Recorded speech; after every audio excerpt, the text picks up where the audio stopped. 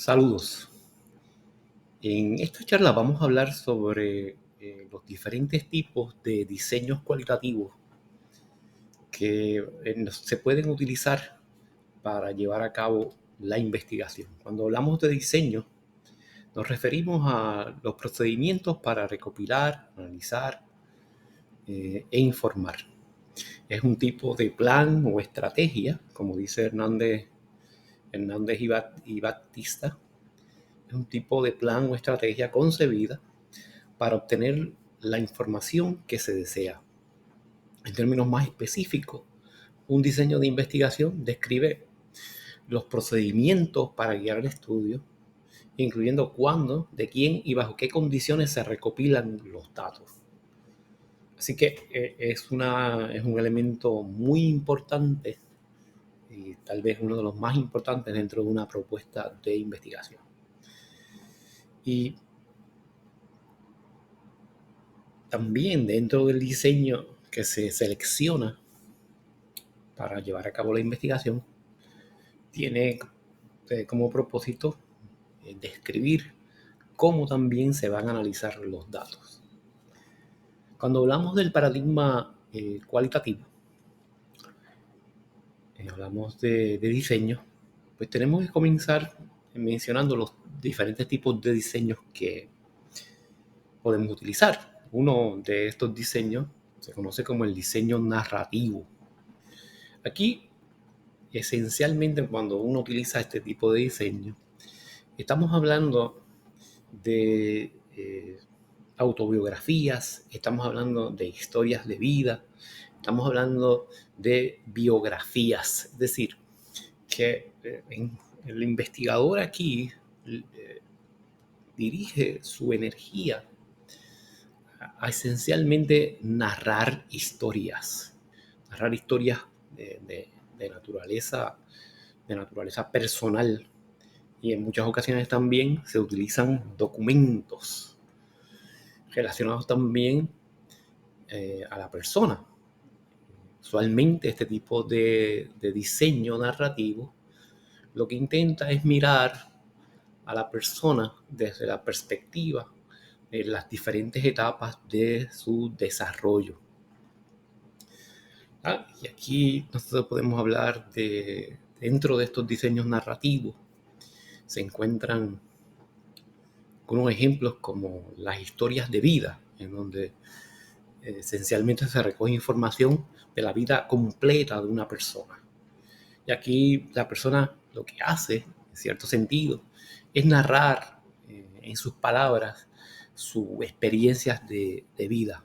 Por ejemplo, Berríos Rivera en 1999 utilizó el diseño narrativo de historias de vida para recoger las narrativas de un grupo de hombres homosexuales. Conocido también un trabajo que es en realidad también un clásico dentro de la psicología, es el trabajo de Erik Erikson, un libro que él publicó, que es una especie de biografía que llamó Sobre la verdad de Gandhi. Este tipo de biografía, recomendamos que si te tiene la oportunidad en algún momento de leerla, lo hagas, porque presenta lo que podemos llamar un lado diferente al que usualmente uno conoce de Gandhi. Podríamos llamar, Erikson trabaja la sombra de Gandhi, porque vemos aquí también, y Erikson identifica una serie de, podríamos llamar, debilidades, podríamos llamar contradicciones en el mensaje de Gandhi. Por ejemplo, el hombre que hablaba de la no violencia. Hay, ¿verdad?, muchísimos ejemplos en donde se recoge que Gandhi era violento físicamente con sus hijos. Era también una persona violenta también en términos verbales y emocionales hacia su esposa. Así que, ¿verdad?, este hombre que habla de la no violencia personalmente y dentro de su familia, pues no era realmente un, un buen ejemplo. También hay, tenemos también evidencia de que Gandhi era una persona racista en contra, de los negros. Y eso es una de las ventajas y una de las posibilidades de las biografías. El mirar la vida de otras personas que en muchas ocasiones han sido idealizadas. Yo creo que uno de los problemas que existe con este tipo de personas es que la gente tiende, la humanidad tiende a idealizarla y solamente ver los puntos positivos, cuando nosotros tenemos que también considerar la sombra, lo que Carl Jung llamaba la sombra. Así que, ¿verdad? Es una de, de los elementos que nosotros y de las ventajas que tiene el hacer este tipo de historia de vida. También, dentro de este diseño narrativo, nosotros podemos hablar del estudio de casos. Y el estudio de casos se ha utilizado mucho en psicología, y particularmente para el desarrollo de teorías de personalidad. El estudio de casos es un estudio intensivo y a profundidad de diversos aspectos de un mismo fenómeno. Nos puede hacer estudios de casos de un evento histórico, porque no necesariamente cuando hablamos de un estudio de casos estamos hablando de personas, estamos hablando también de un fenómeno, el cual es estudiado. Podemos también seleccionar una situación como tal, o podemos también hablar de un caso clínico, como tenemos el ejemplo de Freud, que esencialmente su teoría es desarrollada a través de narrativas y a través de casos clínicos. Un método que se utiliza mucho dentro de los diseños cualitativos, un diseño que se utiliza mucho, es el diseño fenomenológico.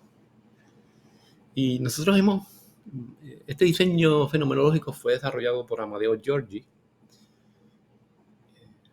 y hemos conversado o hemos mencionado el diseño fenomenológico ya en varias ocasiones, y muchas de las preguntas que ustedes tienen, que han formulado, esencialmente son preguntas que requieren el diseño, ¿verdad?, en donde se debe utilizar el diseño fenomenológico, porque el énfasis aquí, y es uno de los diseños que a mí más me atrae, por otro lado, es en los elementos de la experiencia.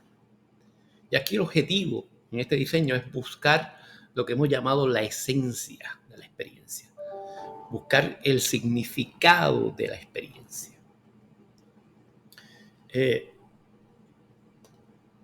Y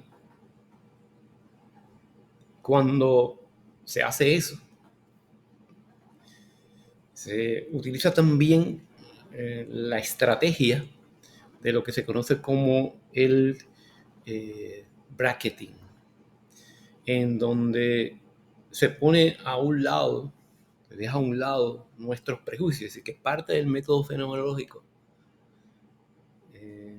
requiere que usted haga este tipo de ejercicio. La pregunta es si uno puede hacerlo como tal. También se utiliza una técnica relacionada, se llama el epoche, en donde se trata también de suspender los juicios en relación a la realidad.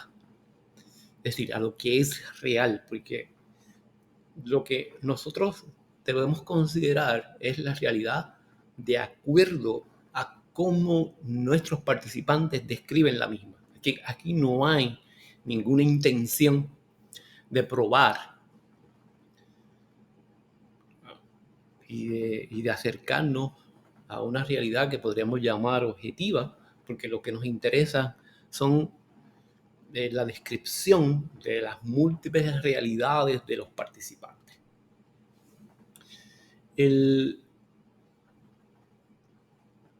Dentro también del método fenomenológico, como hemos mencionado, lo que tratamos de hacer es buscar la esencia de la experiencia.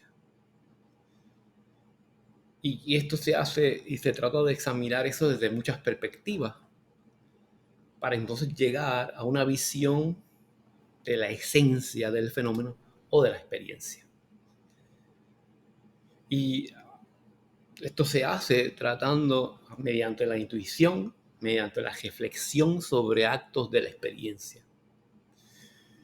Y como hemos mencionado, lo importante aquí es la descripción de la experiencia, no la explicación de la misma. Y yo creo que en muchas ocasiones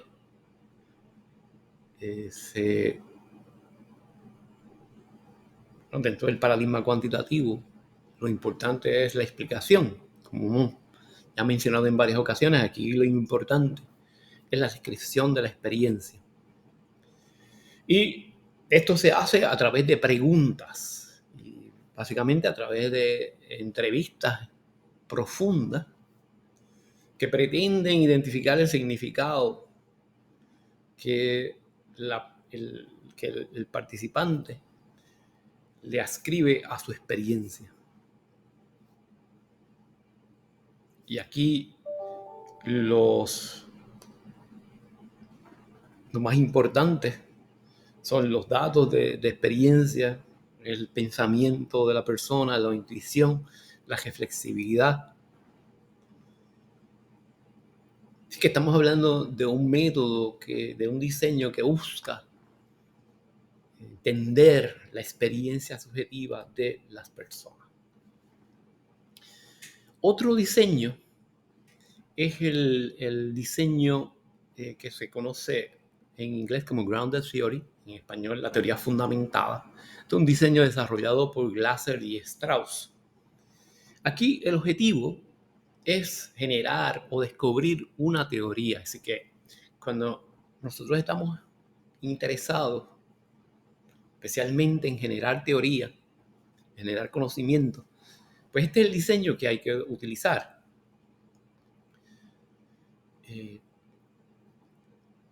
Porque esta es ¿no? Y hemos mencionado también que es uno de los objetivos de mucha investigación cualitativa, es la generación de teoría. Y esto lo hacemos, esta teoría se desarrolla y se basa en los datos obtenidos a través de entrevistas, a través de observaciones, a través de documentos. Y lo que hacemos también en el proceso es utilizar el método de comparación constante. Este método de la teoría fundamentada es un método que implica que usted está constantemente comparando la experiencia de un participante con la experiencia de otros participantes. Esto también con el objetivo de ver las diferencias, de ver las similaridades. Se utiliza también la codificación, es decir, usted está constantemente utilizando códigos para entender la experiencia de la persona. Y como en muchos métodos cualitativos, como en todos los métodos cualitativos, se basa en la inducción. Se buscan también los casos negativos. ¿Cuáles son los casos negativos? Aquí, en la teoría fundamentada, el caso negativo es aquel caso que se sale de lo que uno está encontrando en la mayor parte de los casos. Es el caso que no, podemos decir, que no es congruente con los demás. Ese caso es bien importante porque puede indicar que la teoría que estamos desarrollando no necesariamente uno la puede identificar de esa manera. Es decir, esa teoría puede ser interpretada de otra manera. Se utiliza también lo que se conoce como el muestreo teórico por saturación. ¿A qué nos referimos con un muestreo teórico por saturación? Pues nos referimos a que uno va añadiendo participantes a esa muestra hasta el punto de que usted no encuentra información distinta y nueva para añadir a su teoría. Y esta es la manera en que dentro de la teoría fundamentada uno dice, ya puedo, ya he completado este trabajo, ya no necesito más participantes. Y esta teoría que se encuentra se presenta como una narración o conjuntos de proposiciones como se presenta la mayor parte de las teorías. Por último, tenemos el diseño etnográfico. Este diseño etnográfico es un diseño que se ha utilizado mucho en la antropología, pero también usted puede utilizarlo en la psicología. Usualmente se define como el estudio de la cultura, pero claro, usted puede hacer estudios etnográficos, por ejemplo, de un salón de clase. Y usualmente lo que hacemos en la etnografía es, como muchos estudios cualitativos, presentar la cosmovisión de las personas que se estudian, pero usted lo hace a través de entrevistas y particularmente a través de observación partícipe y usted estudia a las personas en su contexto natural. Y aquí la etnografía se distingue de otros diseños por el hecho de que usted asiste a un lugar en específico y describe cómo las personas interaccionan en ese lugar eh, que, que, usted ha, está estudiando. Y es ese trabajo que puede durar semanas, puede durar meses, hay etnografías que duran años. Y usted entonces, después de ese interaccionar también, porque usted interacciona también con los participantes dentro de su contexto, de su ambiente natural, pues es lo que tiende al final a producir el estudio. Así que la fuente directa de la información es el ambiente natural, el contexto en que se da eso es bien importante. Y dentro del diseño etnográfico se habla de estas dos diferencias entre lo que se llama la perspectiva EMIC y la perspectiva ética, en donde aquí estamos hablando de, de dos maneras de distinguir la perspectiva de la persona y la perspectiva del investigador. Dentro de la etnografía, lo importante es, y lo que se trata de recoger, es la perspectiva de los participantes. Y eso es lo importante, y eso es lo que se respeta. El etnógrafo lo que intenta es presentar lo que se llaman las voces de los participantes. Y mientras más claras y más transparentes sean esa presentación, pues más exitoso es ese estudio, es ese trabajo. Así que este diseño etnográfico envuelve también una serie de etapas, porque usted tiene que hacer unos contactos iniciales, usted tiene que en muchas ocasiones pedir permiso para poder llegar a ese sitio, para poder hacer estudios, usted tiene que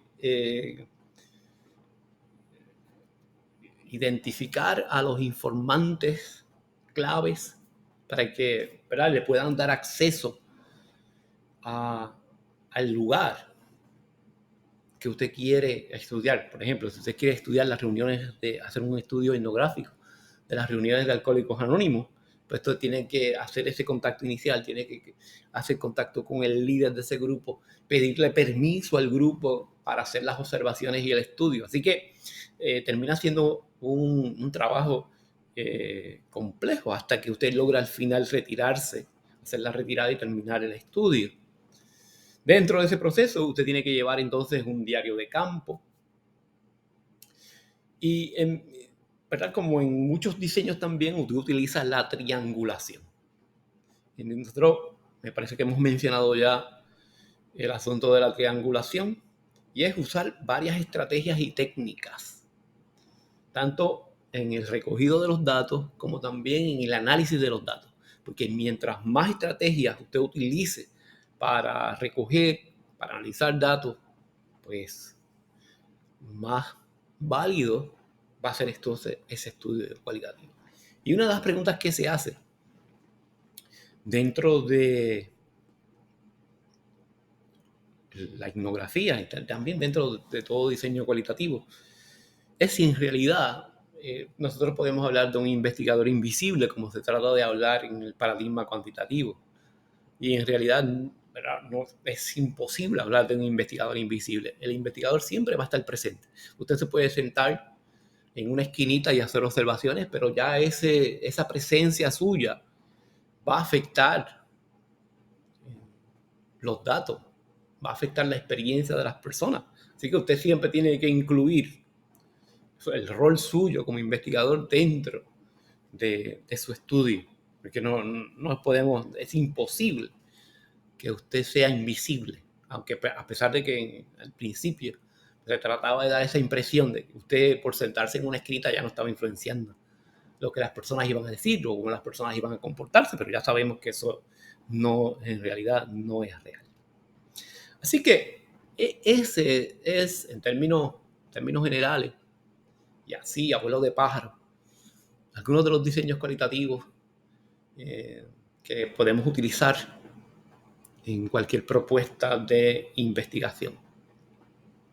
En la próxima charla vamos a hablar de lo que se conoce como el análisis cualitativo, es decir, cómo se analizan y cómo se recogen los datos. Además de eso, vamos a hablar de los métodos para recoger los datos, particularmente enfatizando el método de la entrevista y el método de observación participativa. Así que será hasta pronto.